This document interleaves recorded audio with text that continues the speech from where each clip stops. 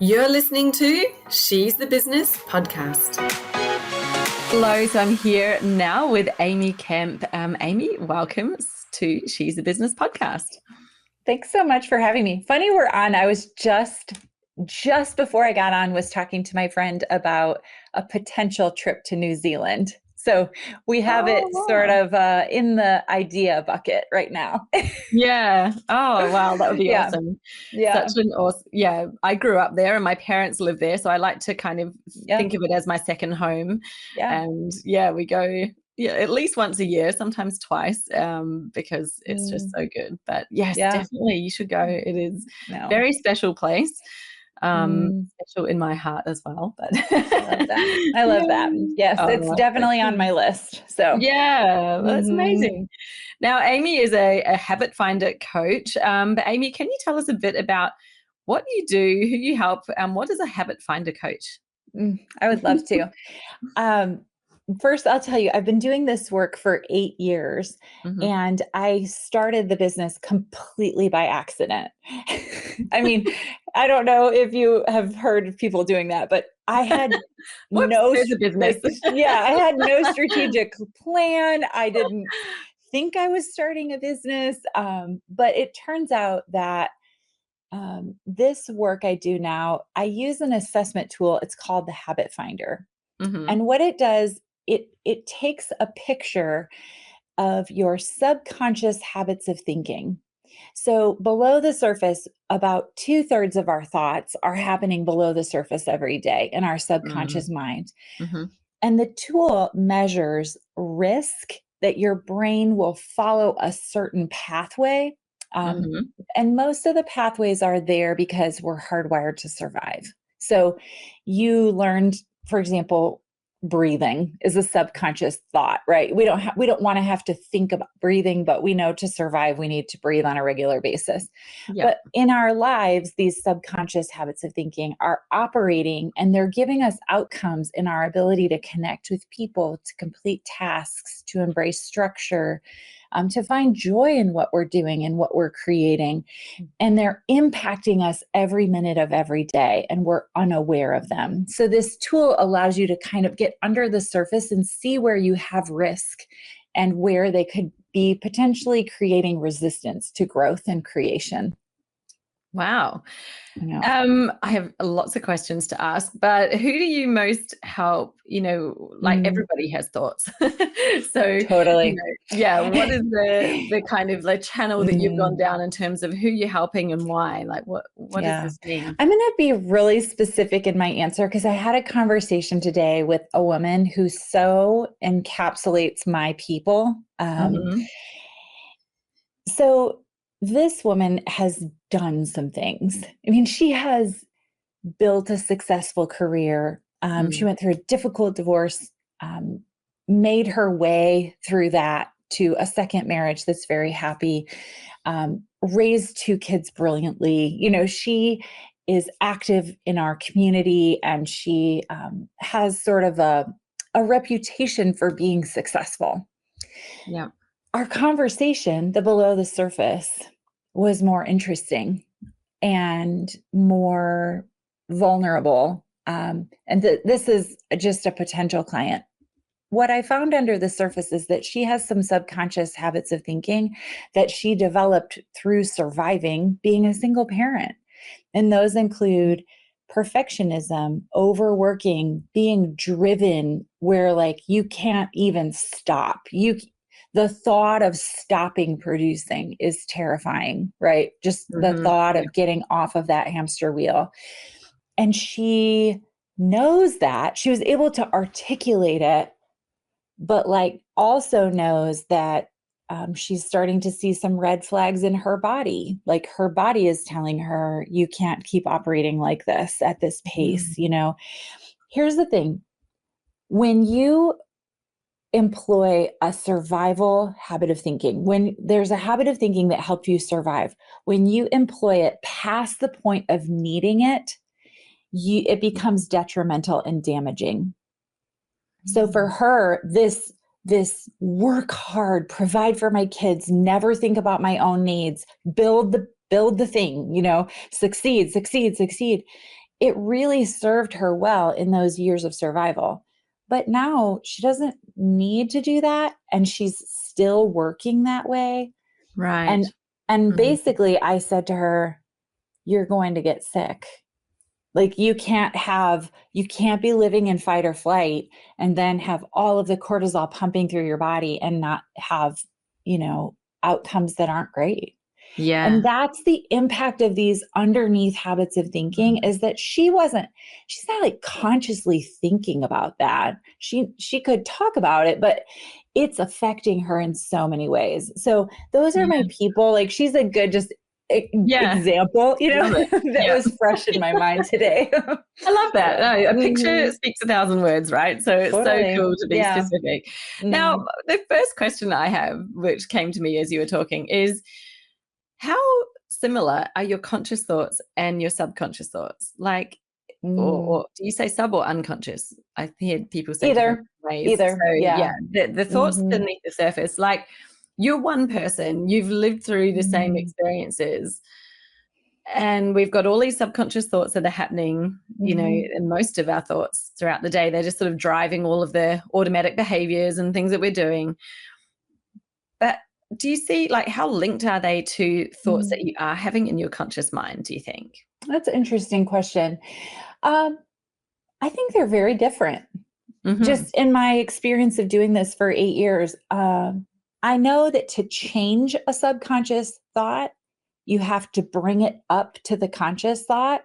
And you absolutely must be able to have language for it to like identify this is what's happening, so that you can choose a different thought and start to create a new pathway. And I think that's why I believe they're so different, because let me give you an example of that. That just happened to me. So it's a good one. There's a habit of thinking where your brain, most entrepreneurs have it, but it's called fantastical. It means my brain as an entrepreneur can vividly see what it is that I want to create. Yeah. So much so that if while I was visualizing, let's say, achieving a goal in my business or earning an amount of money or, creating an offering and then seeing it come to fruition, when I'm just imagining, nothing has happened, right? If you hooked my body up to monitors, it would respond as if the thing was happening right in front. Like it would tell you it was happening. That's how vivid it is in my ability to see that. The risk of that is that you can quickly go to fantasy or catastrophe. And you can kind of swing back and forth between those two like a pendulum. So I just published my first book. Well, when you publish a book, there's like a pre-order phase where you can't see how many books are sold. But you can see on Amazon or different platforms, right, that books are being sold because the rankings change. So you can see like, oh, someone must be buying it because the ranking is going higher and higher. Okay. So it's about like a 3-month period where I'm aware that people are pre-ordering, but I don't have the number until the day it's officially published. Well, my brain got attached to a number. And I don't even know how I came up with the number. I don't even I have never published a book. I don't even it was just pulled a number out of somewhere. Yeah, right. Yeah. This is how many have sold. That was the narrative. And I attached my feeling of success to that number without even knowing it at the subconscious level. Okay. The day comes, I get to find out how many books have sold. Yeah. The person from the publishing company gets on and she's walking me through the dashboard and the number comes up and it's about a third of the number I had been imagining. Okay, first of all, the imagining was a fantasy and I built this whole world that didn't exist, right? I didn't even know I was really doing it consciously, but it was happening and I was living in it. Okay. I crashed. Emotionally just crashed because it wasn't what I expected. I felt like all of these thoughts started swirling like, this is a failure. I shouldn't have done this. Why did I even, right? So here's the best part of the story. And I go immediately to catastrophe, right? I'm a failure as an author. Okay. Like I'm legitimately like going to lose my home and be abandoned by my family. I mean, it's so ridiculous. Like I don't believe any of that, but my brain will go there really fast subconsciously. Yeah. So I walk out to the kitchen. My 18-year-old son is out there and he says, "Hey mom, did you get to find out like about the number of books you've sold?" Because we'd been talking about it as a family. Yeah. And I said, "I did. I just found out today." And he said, "Well, how was it?" And I said, "Well, I got to tell you, I'm super disappointed. Like, I just feel so sad. Like, I feel like it's not a lot compared to what I thought it would be." Yeah. And so he's standing there and he kind of looks at me and he cocks his head, and I'll never forget. He like turns his head and he said, "Well, isn't it like the second day?" And like instantly it brought the subconscious thought to my conscious mind. I was like, oh my gosh, I just did it. I just did what I work with people on all the time, right? But his words like, and humor and just his addressing like, oh, well, it just started. So maybe you have to actually work at something to build it and you have to take millimeter steps, right? Yeah. It like shook me out of it so fast. So while my brain will still do that on its own, I can catch it faster because I have language and I can name it and I can say, oh, there it was. Fantasy, catastrophe. That's all just thoughts. It's all just thoughts, right? That are happening. So yeah, that's a good example. That's really cool. And when you talk about thought habits, is it the habit of like recognizing I tend to go into fantasy or I go to catastrophe, or are they actual habits as in you've got more specific habits that a person would have where they, have something on repeat, I guess, in their brain? Like, can you explain? Yeah, I'll open that whole conversation up. What is a thought habit? Wait, clarify the last part of the question. Say that part again.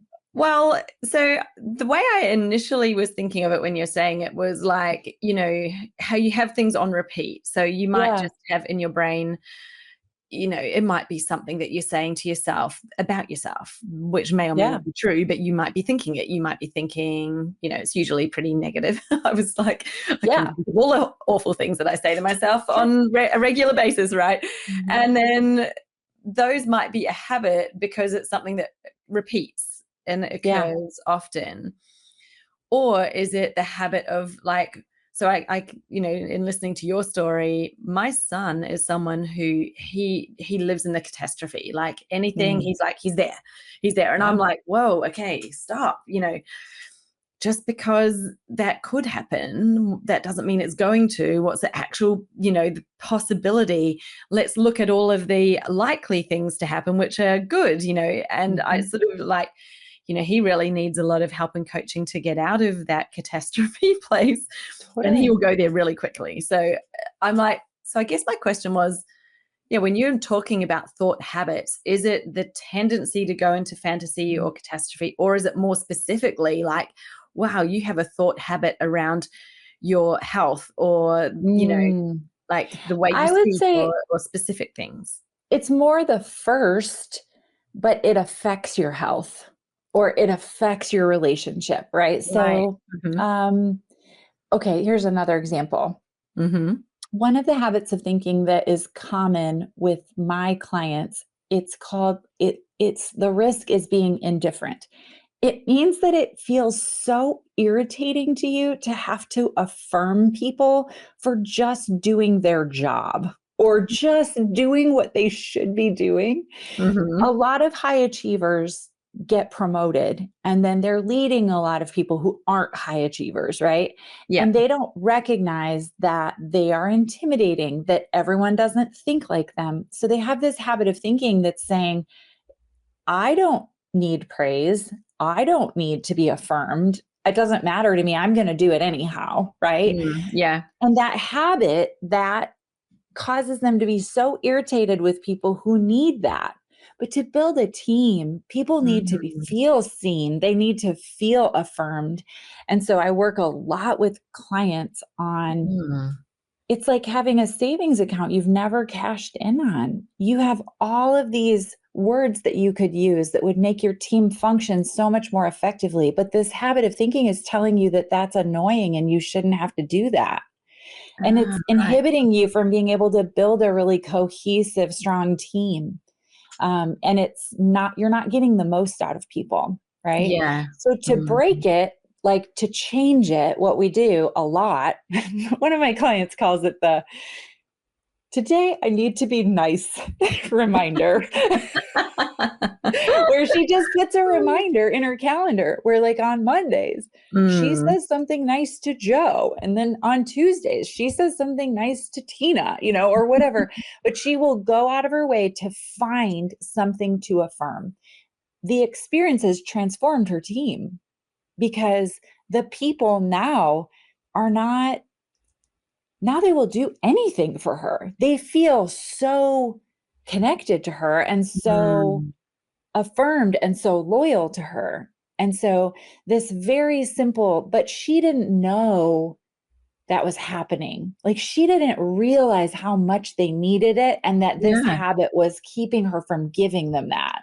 And so she has to make a conscious choice to, like, act differently to get a different outcome. Yeah. Do you think these thought habits are something that we are kind of built with from birth? Or, like you mentioned with your story before about the lady who had been a single mom and she'd built this whole sort of survival habit of how she thought about work and life. Do you think that she had that sort of tendency already before that, and then it really sort of solidified through that circumstance? Or did she create it at that time? Maybe and both, maybe like a both and, yes. And so I do think people are hardwired, like you mentioned your son, to go quickly in a certain direction, right? Like their brain will have a propensity to move to the worst case scenario. Yeah.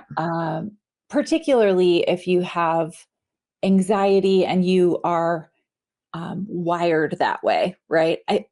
I also will say, that's not a bad thing to be able to go to catastrophe, because sometimes you can see what the worst case is, come back to reality and take steps to prevent it. So it's just the fact of, or are you just letting yourself live in the catastrophe? That's the danger zone, right? Okay.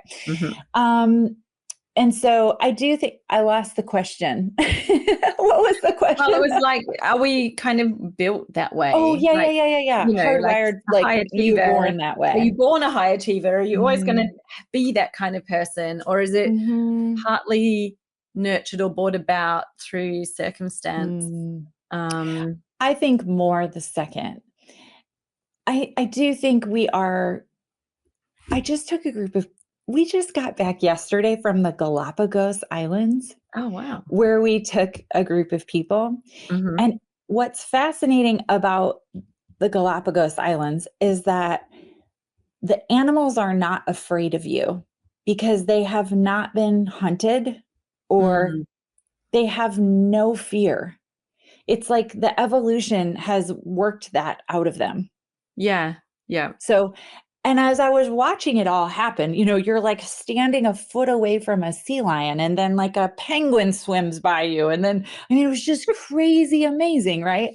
Well, what I've thought about when I was observing all of this incredible ecosystem around me was like, a lot of these habits of thinking are because we're trying to survive. And we have learned either generationally or through our life experiences that this is dangerous. For sure. So in my book, I talk a lot about how you can't stifle your intuition in one area and then have access to it in another. So I'll give you an example of that. Like, I have a client who was raised by a parent who is an addict. So from a very young age, she parented her younger siblings. She paid the bills. She made sure there were Christmas presents. She did all of the adult things. Her intuition, her subconscious was saying, you shouldn't have to do that. You're not an adult. But she overrode that to survive, right? And she did a brilliant job of it. I mean, she survived And I don't really know how she did. Like, it's pretty incredible. So fast forward 20 years later, she's building a business. When I met her, she's working 70 hours a week, 80 hours a week. She's exhausted. She's legitimately like questioning even becoming an entrepreneur, because this life is not what she wanted. That's not why she became an entrepreneur, so she could work that much, right? But what I figured out is like, she had stifled the tiny whisper inside of her that says like, that's enough for today. Yeah. Or like, I'm tired. She's overriding it. And that was her pattern, right? Totally. That's how she survived. And so now she didn't have access to that tiny, like, knowing, that intuition inside of her. And so what we worked on was just like, how do we access that? How do you learn to trust that? And you know what else that voice tells you is like, I'm hungry or I'm full. Yeah. But when we override that and we're doing weird things to our bodies and, you know, whatever for long enough, then all the decisions are made with our conscious mind. And by the end of the day, we're exhausted and we don't make great choices when we're tired, right? Yeah. So I'm interchanging intuition and subconscious, but I think you can see where I'm going there. It's like we have overridden that, but then it becomes problematic where, like, if she kept going the way she was going, it was, I mean, she was going to die. Like, it was, your body can't keep living like that. Yeah. So it was really powerful. Yeah. Yeah. Really interesting. How do you, like you mentioned before that you've got an assessment tool. I'm curious because the examples you've given are so wide reaching. And I'm guessing each person has something specific, but you wouldn't even realize that you're doing it, right? Because it is, like you're saying, it's a subconscious habit.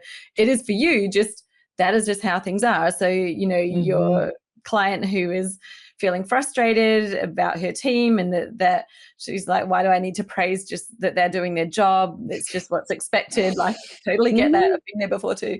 But, you know, when you're like, you wouldn't even be thinking or looking there. So how do you uncover these things and actually find what is it? What is that subconscious habit that you have? I know. I'm so grateful. I'm so grateful for this tool, because the Habit Finder assessment, so you can actually take it for free on my website. So you can just go to amykemp.com and take it. You get your results right away, and it's very comprehensive. So it's not like a 2-paragraph result. It's a 44-page PDF that you can really dive into. Wow. What I received this like assessment as a client first about 15 years ago. I was leading a huge sales team of about 1,000 people. Wow. I will never forget when I talked to the guy. I didn't even want to take it. My friend told me I should. I was like so annoyed. You know, it was just like, I was like, whatever. I trusted my friend. I took it. And then, okay. When I read it and then talked to the coach that I worked with, I was almost angry for days because I knew it to be true, but I had never thought it before. And it was like this huge blind spot where I couldn't see it, but it was impacting everything about my leadership, about my business. And my business through this work basically quadrupled in size. And the only thing I changed was me. Yeah. Amazing. I mean, I did change external things, obviously, as I changed, but like really what I changed were some very deep-seated, one of mine was I had a really hard time letting people struggle. I felt very responsible for their experience. I could not hold space for someone without picking up all of their energy and their experience and taking it with me. Yeah. And it was so exhausting me that I was near the point of like burnout. I didn't want to lead any more people. I was just like, I'm done with all of you. Right. Yeah. And it is, I think my natural genius is a bit that I'm an empath. So I naturally like feel people. I don't just talk to them. So I had to learn how to protect myself so that I could be in space with people without absorbing them into me. Yes. Yeah. But I didn't know that's what I was doing. I didn't have any language for that until I saw the results of the assessment and realized like, oh, this is a problem, Yeah. Yeah. So, oh, yeah. incredible. It's so interesting how sometimes you get a mirror put up and it might be hard to even acknowledge, like you said, you knew it was true, but you didn't want to accept it. It's like sometimes the truth is really hard to accept, especially when, it's just sort of thrown up there and you think, oh my goodness, that is so true. But ouch. I have a hunch right now I'm working on. I don't know if it's true, but it's a hunch that we are created to live in community with other people because we can't really see ourselves. This is fun. I'm like just starting to chew on this thought a little bit, but all the time, and many times I think almost people will hire me just because I can tell them what their natural genius is. I can see them. I really see them. And then I can tell them and it resonates as true. But I don't know very many people who can articulate that about themselves. Yeah. And here's part of the reason.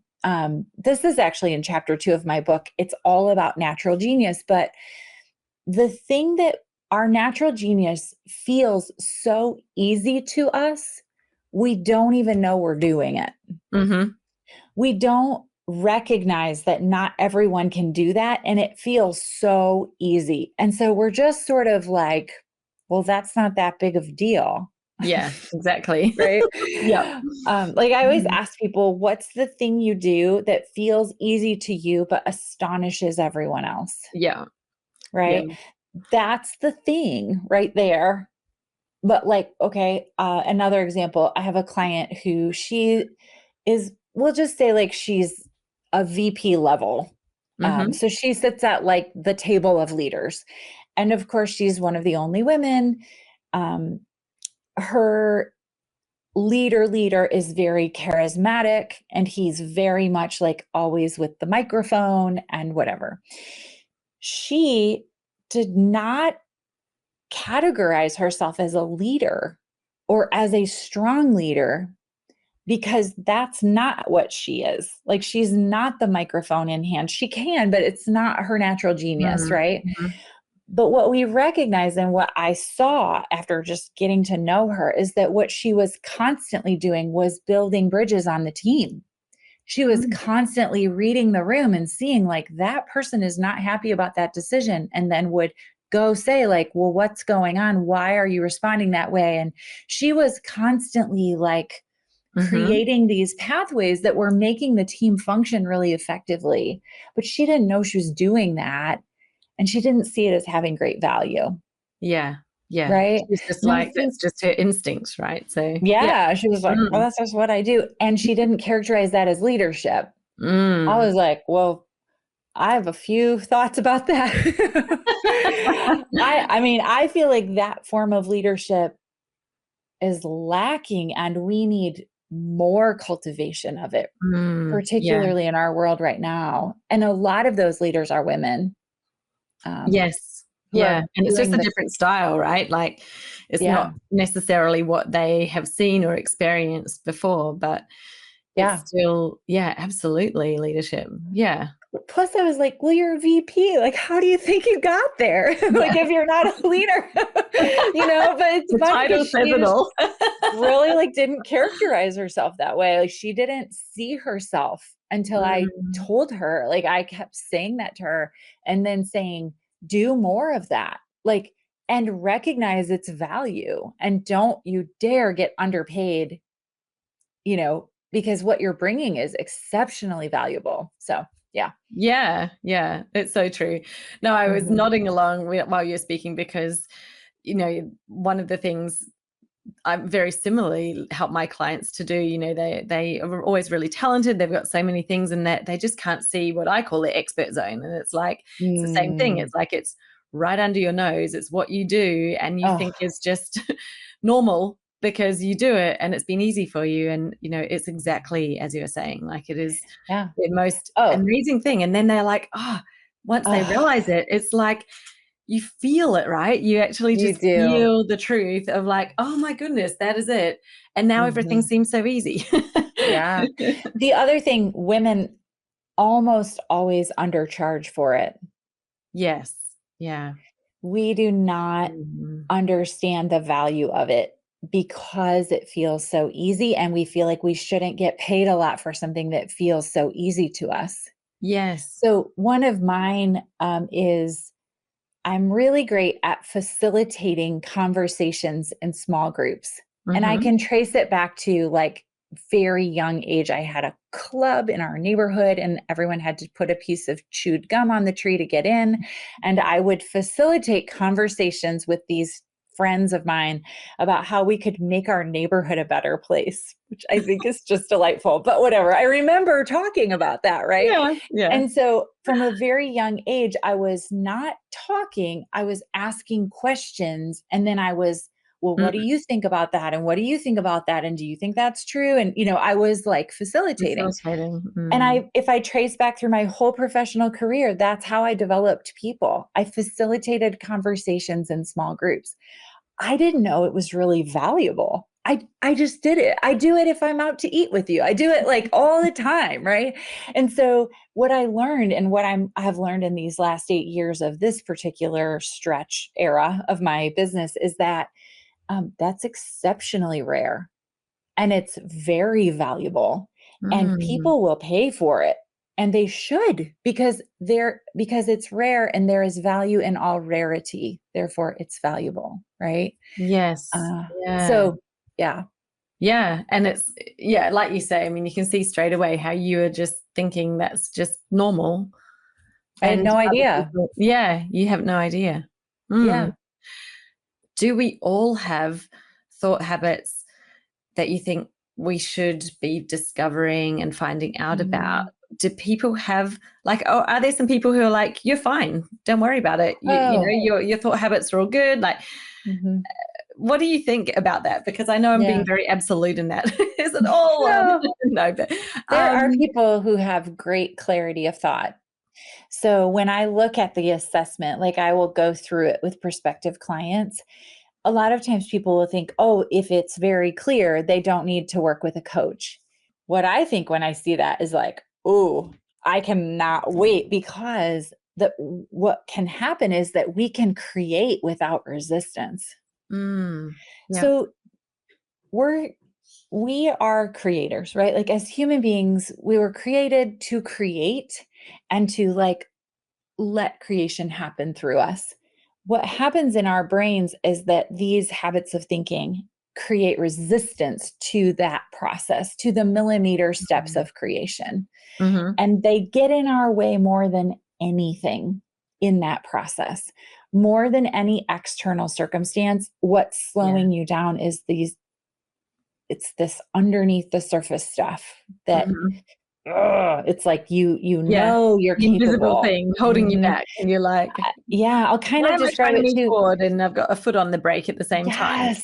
Yes. Or it's like, I know I'm a Porsche, like I know I'm a super fast sports car. I have this exquisite gifting and capacity, but there's gunk in my fuel. And so when I know my capacity, but when I hit the gas, I don't go.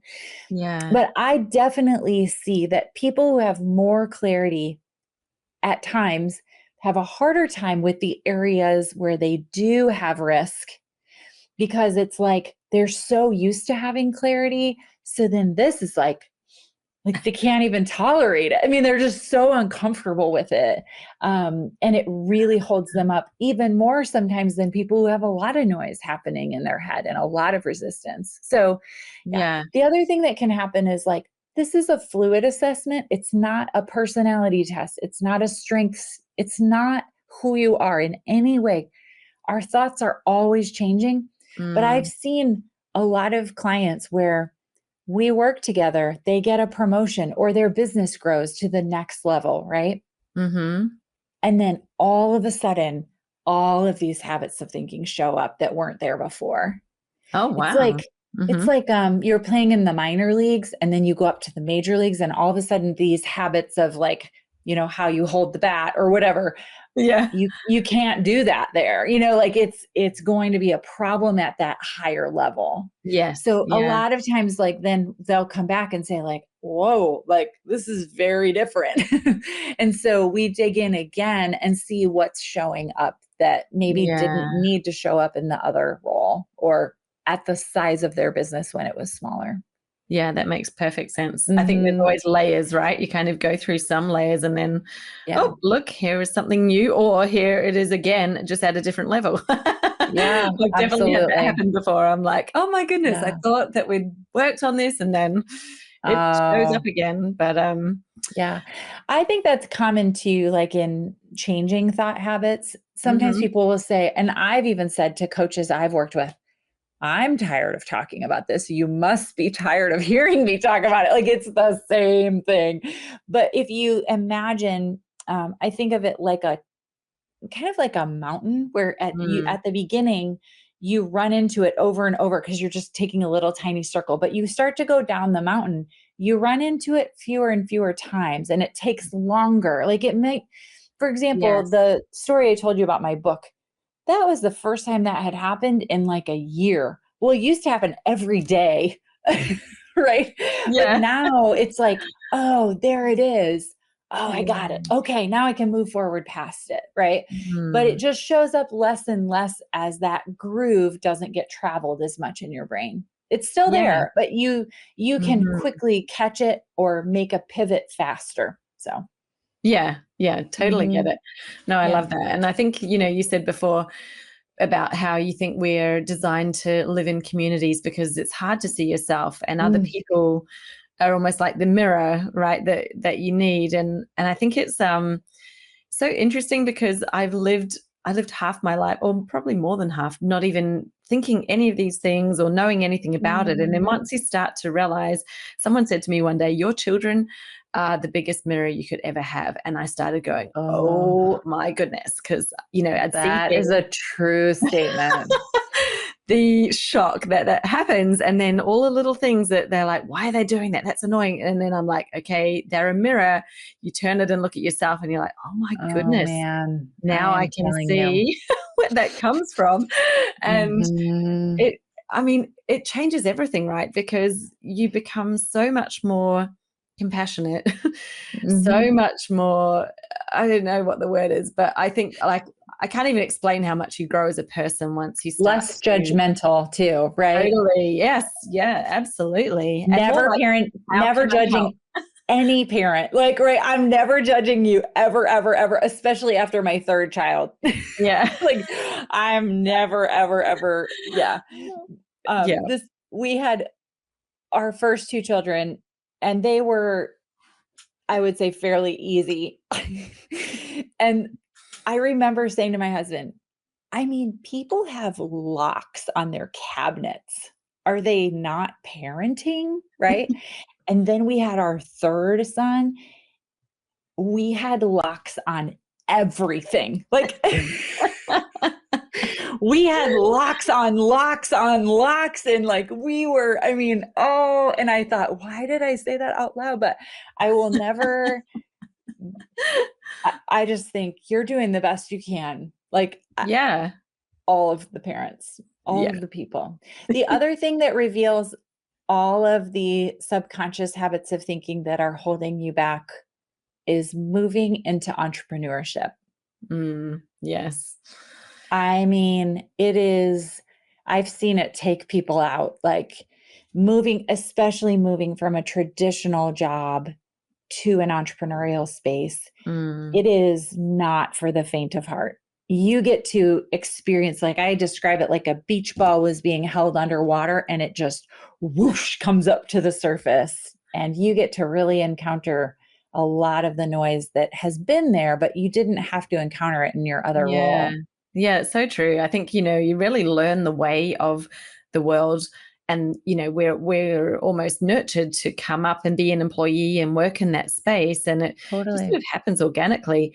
I totally agree. Like I because I didn't start started my first business while I was still working. But, it had been 20 years before I decided I'm going to do this full time, and I quit the corporate job. So I'd been in that environment working for 20 years. And there's been times since then I've gone, I just feel like a child, like in an entrepreneurial space. Like, it's one of my inner critics' thoughts, but, this is why, right? Because it's throwing up all of these things. I didn't know anything about myself.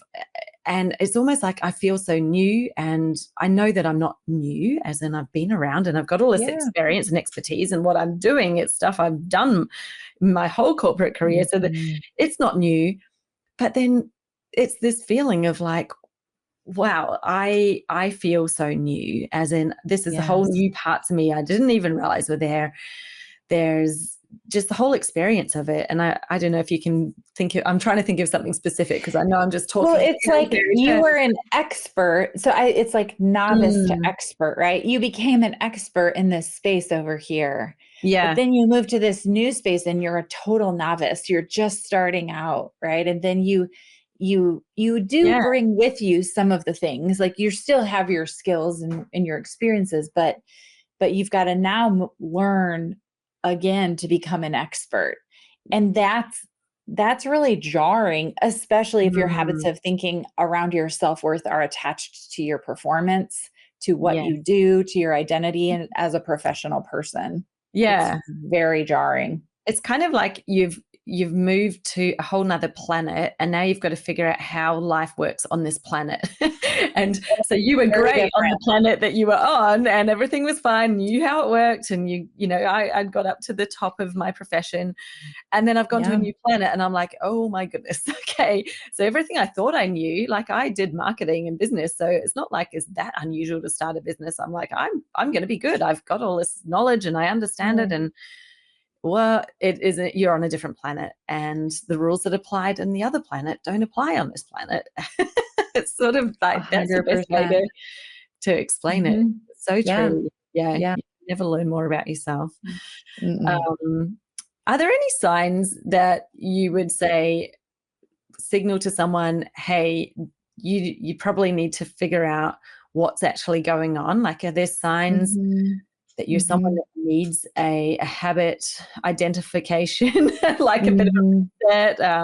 What apart from your intuition, it's like something's just not right, or why is this higher than it should be? Is there anything that sometimes it's like my business has gotten to this threshold and then it's just plateaued.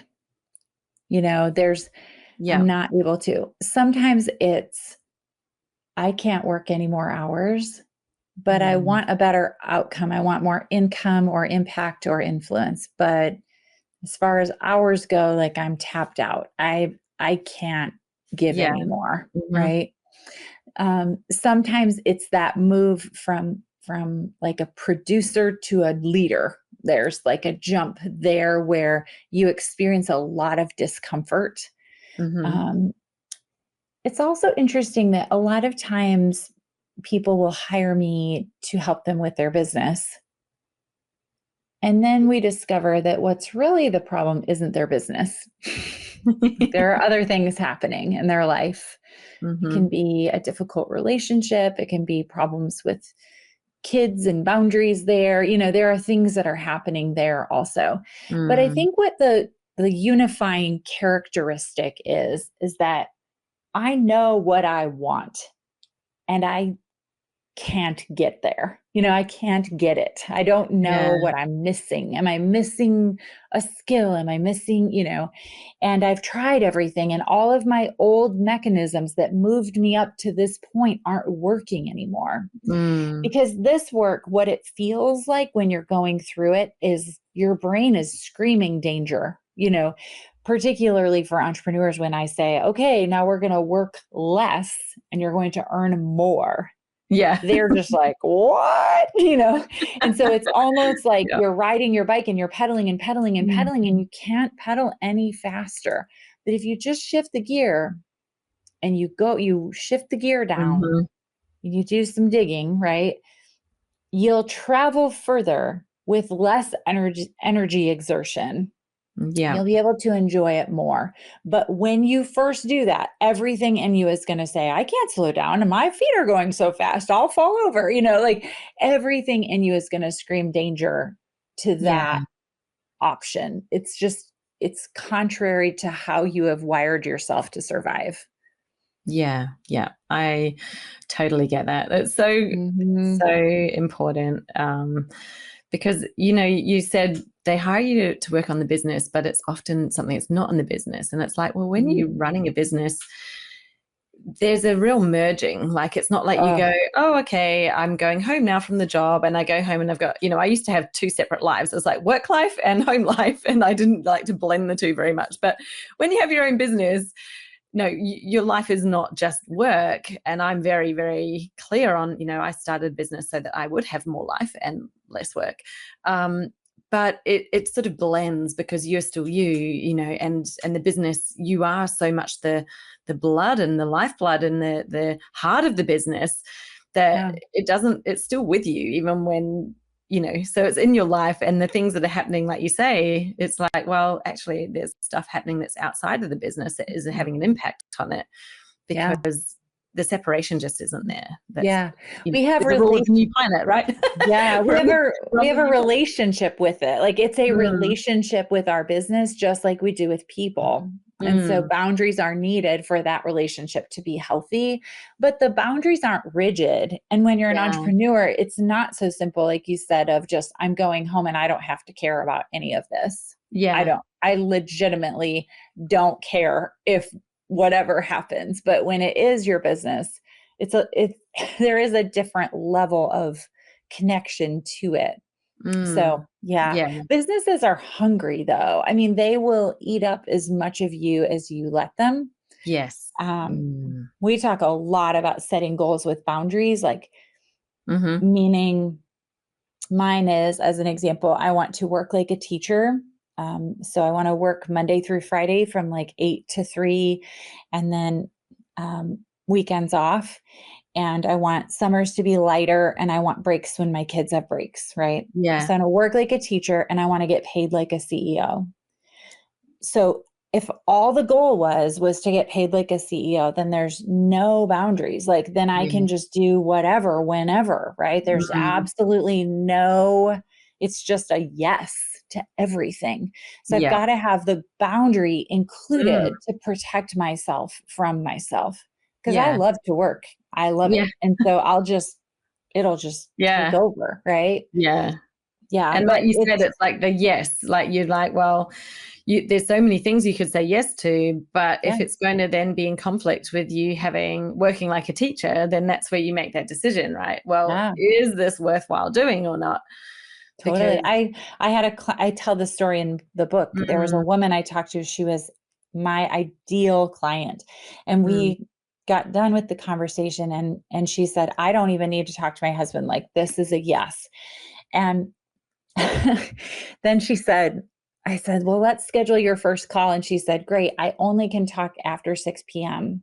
like during the week. And I was like, oh gosh, I'm going to need to think about this. So I just gave myself the night, but I had to call her back and just say, I can't, like, if I do that, then it's just, I will resent my business because that's how you're missing a boundary in your life in any way, is the feeling of resentment. I said, it's a dirty yes. Right. I don't want to do it, but I'm saying yes. But then when I have that call, I just feel yuck about it. But I had to walk away from, that's a lot of money. That's a great person that I really cared about. And I had to just like say, it's not going to work. That's where the rubber meets the road on the boundaries. But it's so important. I'm like, I resonate with that so much. I did the same thing the first couple of years of my coaching business. I was, at the time, because I had a brand new newborn. And so I was up at all sorts of crazy hours. So I kind of then allowed that to happen with my clients. I'd be like, I can do, a 6 a.m. call with someone in the UK, or I was doing evening calls. And then a couple of years in, I went, no, I'm changing this because I actually just want to I need my time, and, you know, I need to just chill in the evenings. And so I set the boundary, and it just meant, well, okay, so I'm, you know, not going to be the ideal coach for anyone in the UK because our time zones just do not work unless one of us is really over compromising. And if they want to, that's fine, that's up to them. But you know, I'm definitely setting that boundary for myself. And you know, there's been that, which then you think, well, some people go, well, there's all that opportunity, and I'm like, yeah, I know, but at what expense? You know. Yeah. And the bigger question is, what do you want to create? Like, I want to create a thriving business, but I also want to create the fullness of my life. And as a woman, I don't have the luxury of just being absent from like what's happening in my house, right? Yeah. I have 3 kids, and I've got a husband, and there are a lot of things that I do that I want to do. So I'm creating there as well, not only in my business. I'm creating all of it, and then the experience of it too.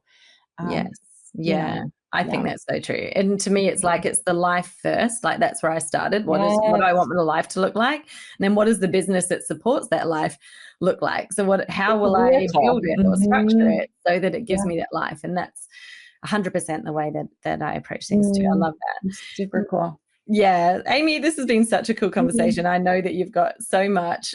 Your book, I can see that behind you. It's called, is it I See You? Is that your book? It is. Yes, it's called I See You. And it is a guide for women to make more, have more, and be more without more work.